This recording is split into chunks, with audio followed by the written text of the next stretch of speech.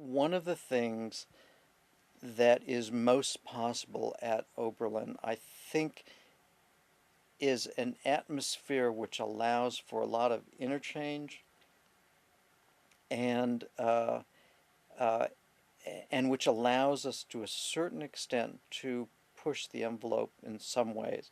In some ways we're stodgy in many places, but in a certain sense I think you could do this. And I'll give one example. Um, it was after I came to Oberlin that I began to offer courses in museum studies. I never formally trained in my graduate years in museum studies, but I picked it up and now I offer courses in museum studies.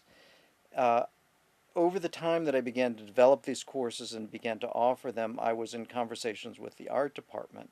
And I could say, beyond a doubt that in almost every university or college, if somebody like me tried to do that, the art department would laugh in their face and say, sorry, you don't belong here. Go back to what you're good at. And I was nothing but encouraged here. And now art is considering using the museum course as one of their major credits that they will allow.